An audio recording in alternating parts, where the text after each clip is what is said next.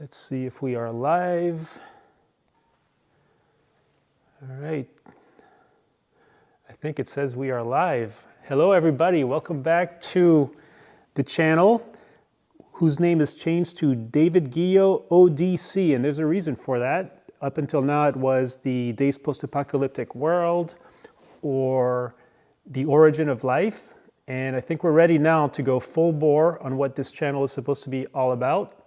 And that is ODC, Optimally Dissipative Configuration. I've even got a special graphic for us, a subject of which I wrote a book about called The Symphony of Entropy, the unveiling of Optimally Dissipative Configuration. And today's topic is randomness. And is it random, really? And it isn't. Randomness is not random, and that's the topic for today's video. So we're live right now, which means that if there's anybody out there watching, please, if you'd like, make yourself be known. And if you have any questions, I will even answer them. So now I'm setting up the system for us to walk around. And of course, you might know our special physics cat mascot, Nebula. She gets so excited when I get set up for this. And so today's main topic is randomness and how I'm saying that it isn't random at all. And so to get started, maybe we'll go over to the fire pit. And we've got Kitty the pet saying hello, good luck on the stream today, thank you. And let's move ahead to the fire pit. I think that's where Nebula wants to go too. It's nice and warm here. Okay. Hi, everybody. Yeah, feel free to say hello or ask questions. Anything that's topic related or to the channel, I'll be happy to go over. And I'm really excited about this whole concept of ODC and how it answers for the first time in a satisfactory way how and why we are here, what is the origin of life, and are we alone? And to get started, why don't we talk about where we got this idea from? So ever since I was a child, I would wonder, how is it that, for example, that there should be life on one planet and not another one? And the answers we usually get is based on our belief systems and religions. And it's kind of odd to me that, for example, we kind of know that there's billions and billions of stars and billions of galaxies out there, and that there might be just as many planets as there are galaxies and all that stuff. And yet, when we talk about physics, we're happy to see that, for example, stars come out of nebulae nurseries. So they're almost like give birth to stars, almost like a living thing, if you will. And, oh, she likes to fire. Yeah, she likes to fire.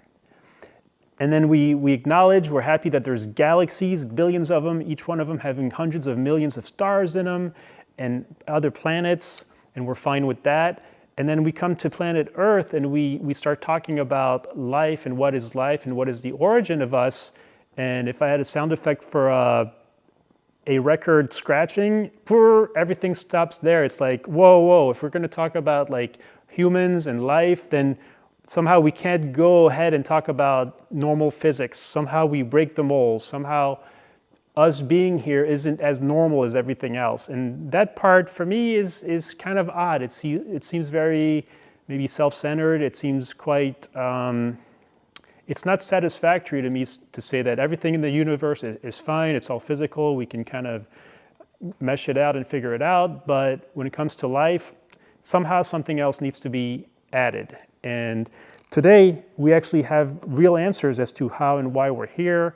And the point of it all, and she loves this. Yeah. Okay. So she doesn't want to get up. So let's see if I can do anything from the fire pit. Let's see if I can show a few things. So, by the way, there's hundreds of different systems to make this whole presentation possible. A lot of moving parts. So even if there's nobody watching here, or not too many people, at least I'm able to practice my delivery for my future, let's say TED Talk or a Netflix special, and getting all my thoughts together in a live way really is good practice for somebody. So when I made mistakes in the previous videos, I think about it all week and how I can make it better, and hopefully the systems get better each time. And by the way, this type of relationship between, let's say, the intelligence of the universe and the intelligence of humans or living things, there seems to be a separation. Like, we understand that we're smart, we invent things, we build these amazing societies, and how does that relate to the intelligence of the universe creating stars? And with ODC, we actually have real physical answers that kind of bind our intelligence and the intelligence of the universe in a way that I call it a universal concept or a unifying theory based on a lot of physics work that previous people have done. So what I'm saying today is my own presentation and interpretation, and I'm taking it to a new level with the optimally dissipative configuration as a way to kind of illustrate and show people how and why we're here, and are we alone? So let's go to, so I'm still in this old abandoned building, and you might have seen behind me, there's a big dinosaur, and I show on my channel how I built it actually. There's a bunch of videos, and I'll show that like that. And so one of the main, I think maybe I'll have music in the background next time. Next time you see me, I'll have music in the background. Or maybe some thunder and lightning, that'd be fun. So here we're building a dinosaur, parts, putting it together, vertebrae by vertebrae. It's made from about 1,200 separate pieces that were 3D printed and 120 pieces put together. Galileo was a mathematician. So that's a mistake. Let's not go to Galileo quite yet. Let's go ahead, however, go to, so this is Jeremy England. He's the physicist. I call him the Michael Jordan of this channel because it's from him that I learned.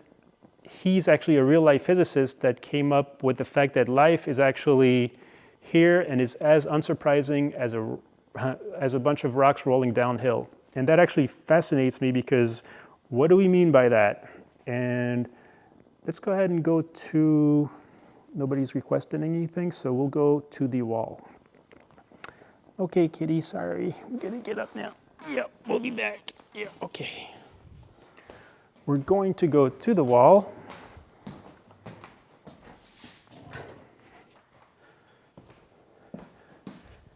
And this is the illustration that we'll find on our book, The Symphony of Entropy, available at Amazon, that I wrote about the concept of ODC, Optimally Dissipative Configuration. So our drawing here illustrates, here's the Big Bang. And when I get back here, I'm going to pause this camera right here. This is the Big Bang, and everything goes from order to disorder. So that's what these dots signify here. So this Big Bang over trillions and trillions of years goes from order to disorder. And this formula here is just a generic formula on the fact that entropy always increases. However, on the way there, on the way to nothingness, that the process of order to disorder is not random. So that's one of the big revelations that I have for us, is that as we know from the Big Bang, we get things like galaxies and nebulae and solar systems. And then from solar systems, we get planets. And eventually, we get some DNA and dinosaurs and life. So is that a coincidence? Is that a random thing? Is that divine intervention? And so today we have real physical answers to answer those questions. And this is what this is all about. So to talk about how randomization is not random, let me show you. So we've all heard of a coin flip, right?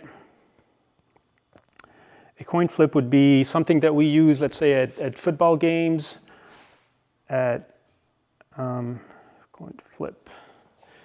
Whoa, where'd I go? Nope. Wrong place. There we go. I meant to do this one. Shoot. I meant to do this one. Sorry about that. We're learning, still nobody watching, so that's okay. I can make all the mistakes I want. All right, so I've got some, so when we think about random, like, so flipping a, man, I am not doing well here. Hold up. Coin flip. So let's say we want to bet on something that's going to be 50-50, or who's going to start the football or soccer game. We flip a coin. And the idea is that it's a randomization. We don't know what it's going to end on, and we don't know, or if we, let's say, roll some dice, there should be an equal chance that they all should come in the same number. However, if we maybe start going backwards a little bit, we will realize that actually there's not that much. If I go frame by frame, you see how if we were able to slow the coin down and slow down the process, and if we knew every bit of information about how fast the coin was flipped, about what the angle is off the thumb, if we had every bit of information, or if we were to, say, play it backwards, we would see that, oh yeah, obviously you landed on that side because under those conditions, it couldn't have gone any other way. And so that's the same thing with, let's say, that's the same thing with actually everything in the universe. So the reason it landed on heads or tails is random from our perspective because we can't compute all of the parameters that would require the coin to land on one side or the other. And that's why to us it's random, but if we were able to slow it down or have all of the information available, then it's not random at all. In fact, the coin is doing exactly what it's supposed to do based on the parameters and conditions that it is under, and then it falls on whichever side those ended up. And so that's an analogy to life. And we're going to come back now to the wall zone. And we're going to make this contraption work. So similarly, this is the atomizer. And what this does is it's got all of these different ping pong balls. Some of them have magnets on them, some of them don't. You see this contraption here is supposed to simulate like a living thing, but we'll get to that later. It's not completely finished. We also have a mouse trap there. And if the conditions were right, you see that stick there, if one of the balls was able to make it there, it would activate the mouse trap in such a way that it would never be able to come back to where it is, because it's the optimally dissipative configuration that if it does get set off, it would take a lot of work to reset it. And so that's the forward motion of time in the universe, is that the optimally dissipative configuration is the one that prevails. And this is a theme that we'll find across anything that we do, from what Netflix show we're going to watch tonight, to your commute to work, to the layout of your kitchen, to the origin of life, to everything we've talked about on this board. Molecules, atoms, humans, they always do behave, evolve in the way that's optimally dissipative. And this is where Jeremy England was the first person that I know of who actually kind of talked about dissipative adaptation as being the way that things end up going, but they do so every second of time for trillions of years. And so this is where we come from. So when I turn this on, I'm going to turn off my microphone. And right now they're all kind of separated, we see. And when we're done, it's going to be a unique configuration, and it's one that's optimally dissipative. And so let's see where we are after we are done with that.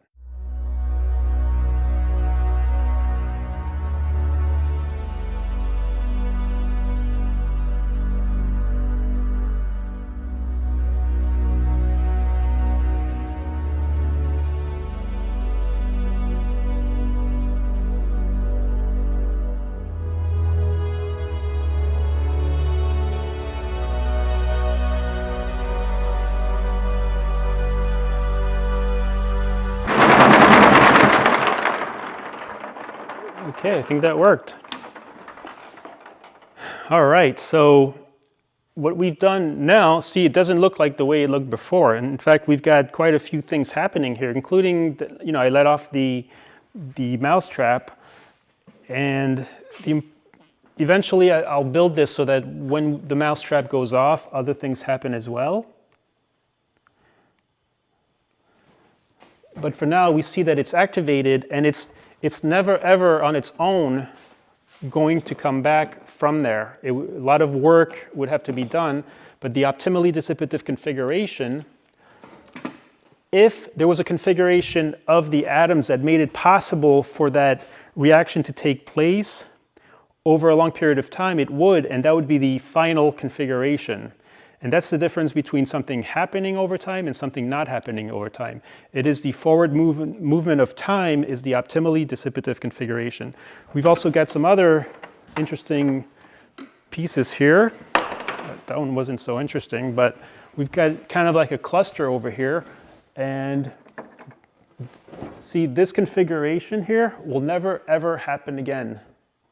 And so it's unique, but it's also very normal because that's the optimally dissipative configuration.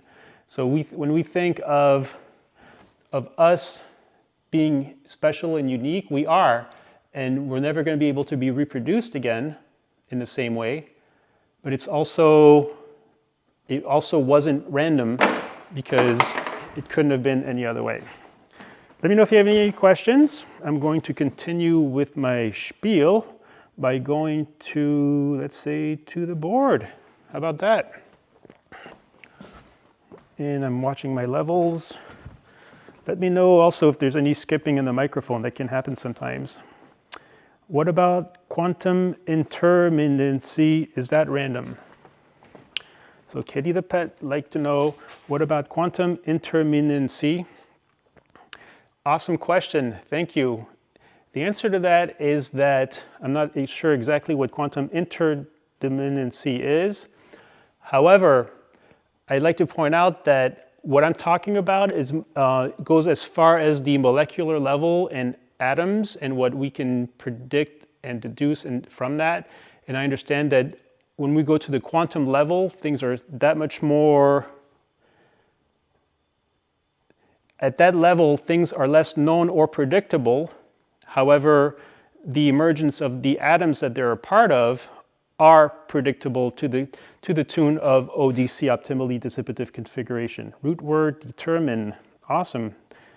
And so that's the answer to that. So similarly, I can't go beyond this universe when I talk about how far we can take ODC, optimally dissipative configuration, because while it'd be silly to think that our universe is the only one, and I say that would be silly because any time in the past where we thought we were, as far as we can see is as far as it goes, whether it's the ocean or the flatness of the horizon making the Earth flat, or obviously if we see the sun going over the Earth, that means it's spinning around the Earth. So from our perspective, we only go as far as we can see. And there's no reason, and similarly, solar system, now we find out there's many solar systems within our galaxy from all the different stars, and then we find out there's billions of other galaxies.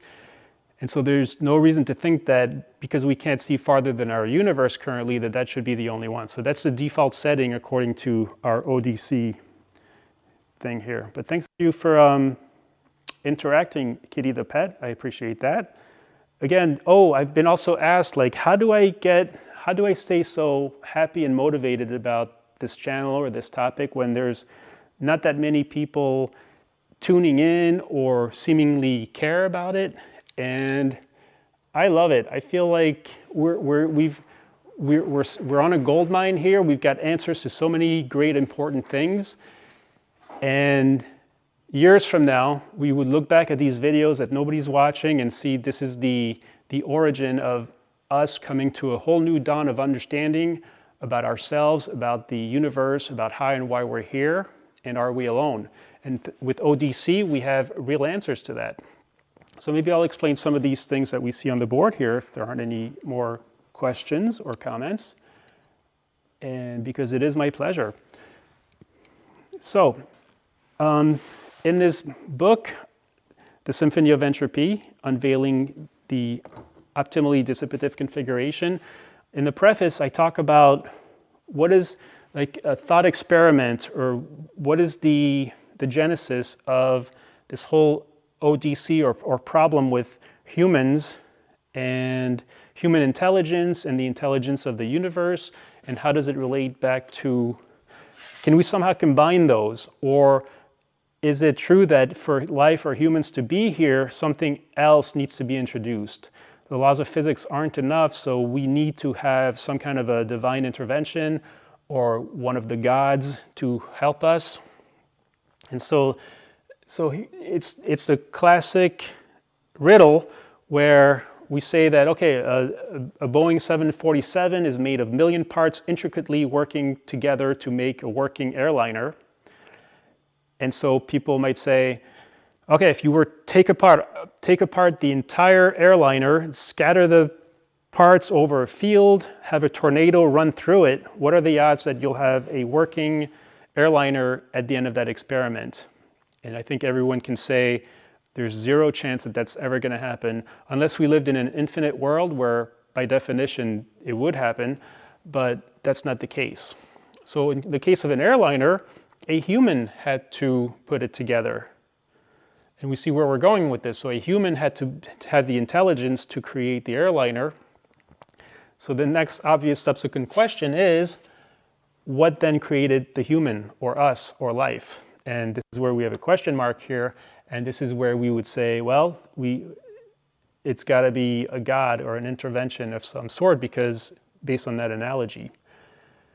But if we're able to kind of zoom out the camera and see and describe ourselves and the airliner, not so much as those definitions we just gave them, but more so as optimally dissipative configurations, thank you, then at that point we see that the only reason the airliner, that humans went through so much trouble to build the airliner, to design it, and to have it evolve from other airplanes, is because it serves the human. It serves the human survival, reproduction, and production of entropy. And that's the big key there. That's the big, how is life like a bunch of rocks rolling down a hill, that we just heard from Jeremy England. And that's the key. And the reason humans are here is because, or life in general, is because that was the best configuration to release a lot of potential energy that was on the planet. So that's what these two spheres are here for. This is a planet that does not have life on it, but it does have, let's say, an atmosphere, and the sun is beating down on that planet. And so there's, if something could release that energy that the Earth, that's present in that planet, it would. And over time, on our planet, it did. After a few 100 million years, we get this thing called LUCA, our last universal common ancestor, LUCA. I'll add a graphic when I do the post-editing. But it turns out that us, or living things on that same planet, is optimally dissipative, releasing a lot of that energy, hence having that downward motion of why it's so obvious that life or some complex optimally dissipative configuration should be here, because it had somewhere to go. The release of that potential energy, when it does happen, is more irreversible than that not happening. Therefore, it is the final outcome.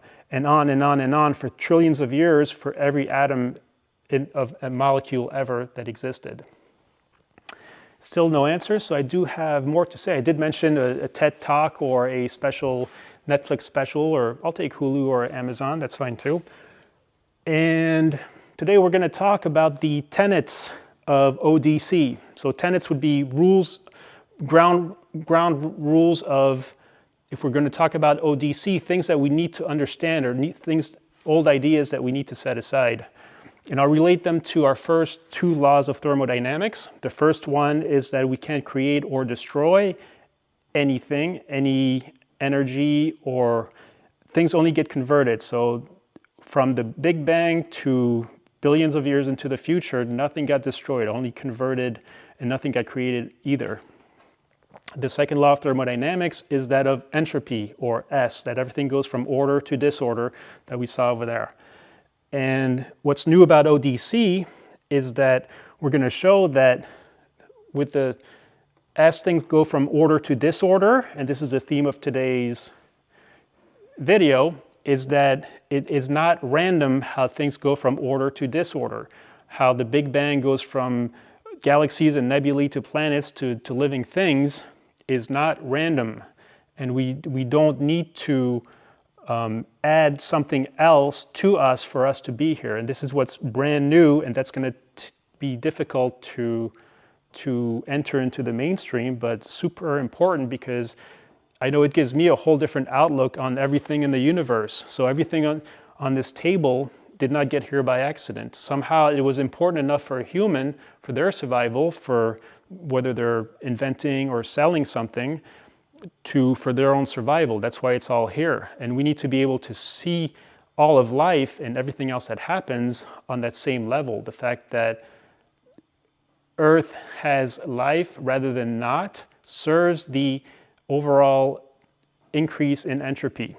And that's hard to imagine. And so the fact that randomness is not random is the second tenet of ODC, Optimally Dissipative Configuration. And so it relates to the number 2 over here. And this is why I have this formula here that entropy plus ODC equals us. So entropy is the force, it's the power engine that goes from order to disorder. It's what we can all kind of intuitively relate to if we, let's say, drop some dye in a glass of water. And we kind of know that it's eventually going to dissipate and give you a uniformly colored glass. And that's what entropy is. You might have also heard that if you don't clean up your room, it's going to get messy just naturally because it takes a lot of work to keep things ordered. So the second part of this formula is now with ODC, we have that same entropy but with both direction and structure, because since it's not random, everything at every moment is going from one optimally dissipative configuration to the next. So that's the second tenet, is that randomness is not random. The first one, and probably the most controversial at all, and the hardest to talk about. So remember that the first law of thermodynamics says that we can't create or destroy anything. And I just came up with this in meditation before doing this video. The first tenet of the concept of ODC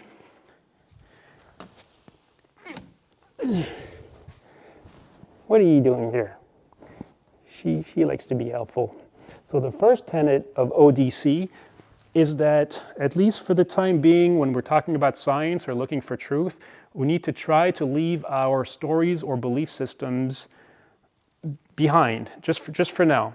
We need to understand that when humans very naturally come up with belief systems and stories, whenever we don't know something, by definition, we're going to come up with something in our brain that makes sense. Whether it's, oh wow, this sun up in the sky has a lot to do with whether we're going to live or die, and whether our crops are going to go well or not. So we invent a god of the sun, very natural.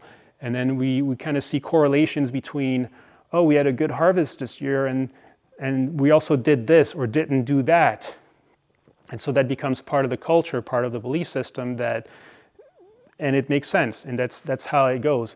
However, science always catches up to the old beliefs to the point where, and we'll talk about Galileo in a little bit, where when the science catches up with the belief system, there's always some kind of a clash or a difficult period of time where we have to eventually accept the truth of the science and somehow modify or have our belief system evolve, and that always happens. So this is the first tenet of ODC, optimally dissipative configuration, that we need to leave our belief systems and stories and understand that every human on the planet has a different belief system and a different interpretation of what God might be.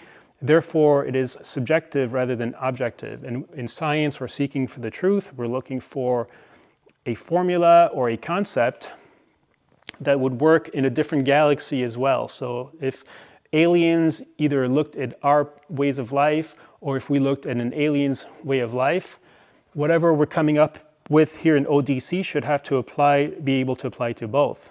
However, if those aliens have a belief system, just like humans have belief systems, which change over time in different cultures, those would not be absolute in both galaxies. So hopefully that's an analogy that we can accept with not too much difficulty. So we're on a roll here, so let's have some fun and maybe go to how about the holodeck? That would be fun. Hope we can hear me and all that. This is one of my favorite things. And hey, there we are. And so we talked about let's say if we were to drop some dye in a beaker, already we see some, I think there are amazing structures appearing already. So even though it seems random, and that configuration that will never exist again, it's unique and yet it's perfectly normal. And if we knew all of the information and the previous configuration, like if I go one frame back, we would know that the next frame is going to be what it is. So there's no surprise there. And I should have brought it up before, but then we have chaos theory, which delves into the fact that because we can't predict what 8 frames from this will look like exactly, because like Kitty the pet talked about, we have on the quantum level, we can't really predict exactly where each molecule is going to go, and then wherever that molecule goes will determine the next step that it goes. And so we can't predict exactly what the configuration will be a few frames from now. And yet it's perfectly normal. It'll never happen again. And that's how we need to think about what life is and how unique we are on this planet. That's one of trillions and gajillion planets in the universe, that if we think about what life might look like on a different planet, we need to get away from the fact that it's got to be biological or DNA or carbon based, because those things are very specific structures that if they occurred here for the first time, as opposed to, let's say, panspermia, I'll talk about that in a previous video, but if DNA evolved here, then it needs to be as unique as what we saw over there at the atomizer, and also as unique as this little structure that we see right here in front of me. And the only reason that DNA or this little structure here could have been brought like that would be if the previous conditions were exactly like that. And that's why, according to ODC, our definition of life is very specific and human-centered. And so the term ODC, Optimally Dissipative Configuration, is the way to think about, which by the way is why I renamed the channel. So I put my name, David Guillot, comma, as if it's like a title or a degree, ODC. I am an optimally dissipative configuration. And according to ODC, everything around us on any scale is an optimally dissipative configuration. But let's see if we have some other fun things here. I love how a hurricane could almost be seen as, say, a form of life. It reproduces itself. It's got this amazing structure, and we can produce these by having different hot and cold conditions.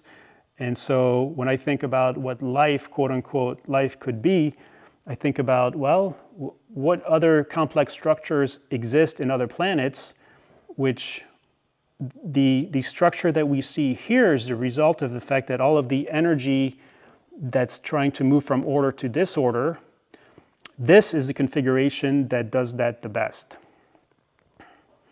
And we're already 35 minutes in, so that's amazing. We're almost done here, but I had some more amazing things for us.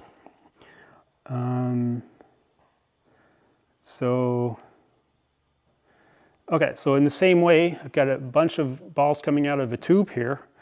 And see, that looks very complex and random, but if we were able to look at this one frame at a time, we would see that there's no accidents. There's no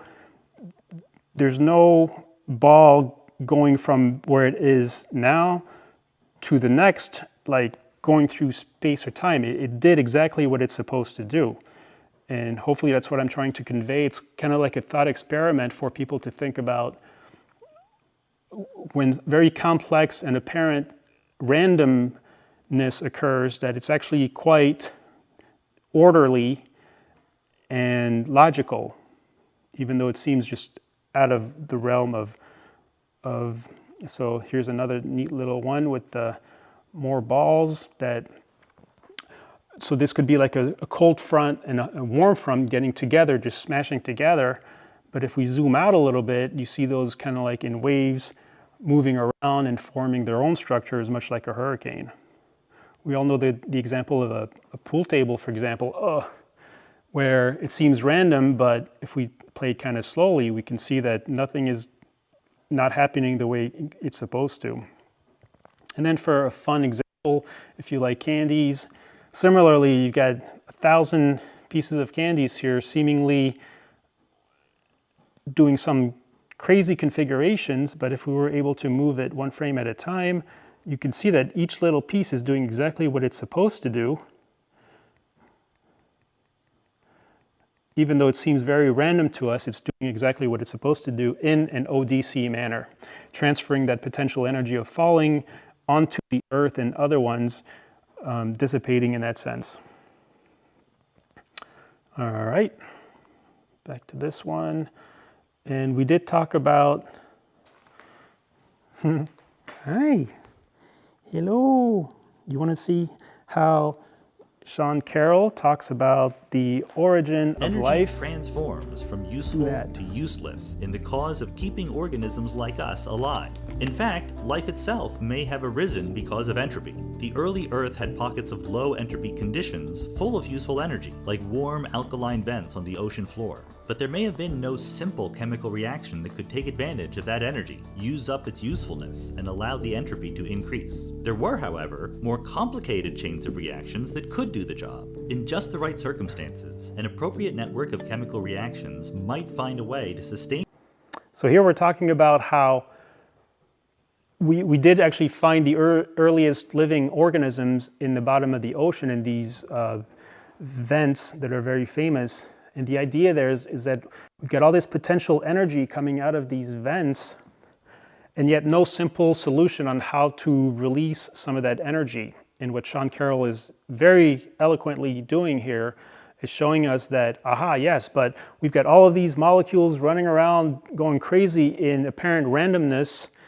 But if one of them, like a key, could unlock that potential energy, that configuration and that reaction would be more irreversible, in other words, in the forward moving motion, than all of the other configurations that didn't create that reaction.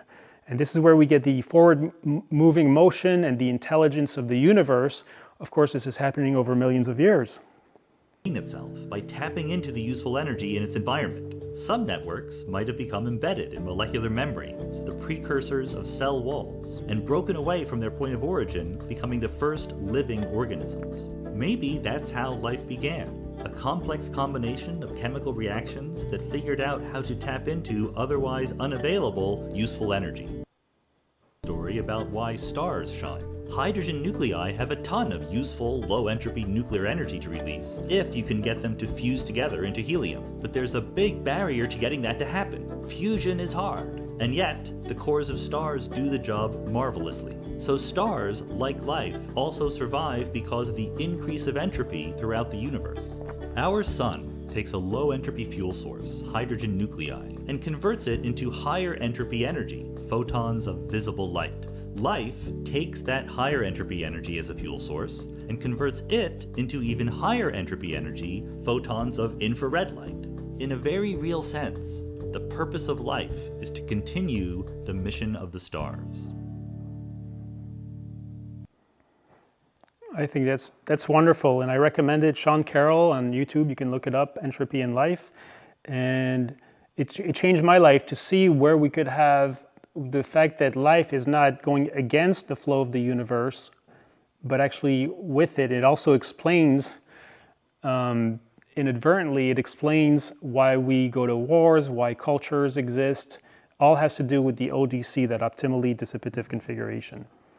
One more analogy I like to do is, ever since I was young, let's say I moved to this country and it was by airplane, and I could see a city at night and see all the little cars moving one way and in the other way. And even at a young age, I was mesmerized at how the city itself seems to be alive, but also it seems to be alive very similarly to, because I had aquarium fish, and I would put them under the microscope, and under the microscope of the tail of the fish, we would see something very similar in the blood vessels that are carrying nutrients to and from the different parts, and see how that looks like traffic. And so I'm wondering how that intelligence relates back to the intelligence of humans versus the intelligence of nature, and what is the common theme with all of this. And we find it in ODC, Optimally Dissipative Configuration. Thank you. Okay, that was good. So if there's no more questions, I think I'll do maybe a little closeout in the mezzanine. Talk about Galileo for a second. Maybe the cat will join us.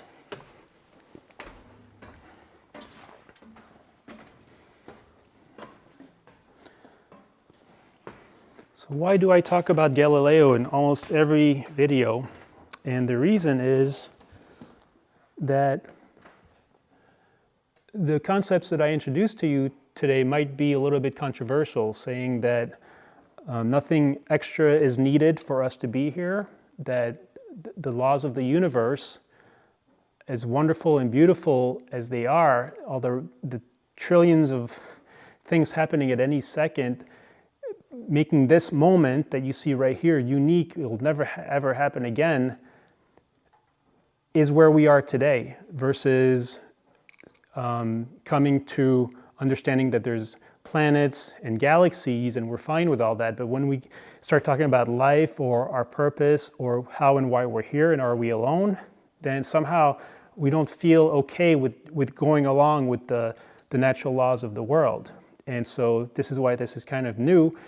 And it's kind of like a few hundred years ago when Galileo came along, Galileo and others who had a telescope would realize for sure that we are not indeed the center of the universe. And I just broke it. And that we're actually, our Earth is actually one planet of many that's going around the sun. And so that was just pandemonium for the belief systems of the time. And it took about a couple of hundred years for the belief systems to catch up with whatever it was that the science was saying. And so that's why I don't mind being alone in this room by myself as I record this, because this is where the human science and thinking is going. And so I find solace in being able to be one of the first to introduce it to the world. Let me know what you think about that, if you would. And so yeah, let's close it out. We'll go to the desk. I have one last view. So this is a dinosaur I built with these 3D printers. I did that because the museums were closed during the pandemic, and I thought it'd be a really neat project to try to do.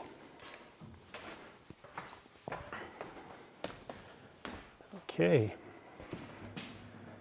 Let's see if we're still recording. Everything's still working.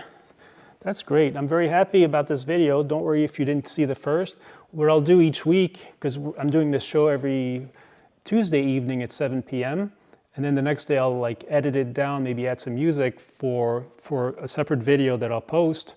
and then also take some snippets out of it for maybe some shorts or some little cat videos. Thank you for joining me. I do appreciate it. I love doing this. Hopefully you can have some questions below, and I will continue to introduce to you the Optimally Dissipative Configuration. So long and good night.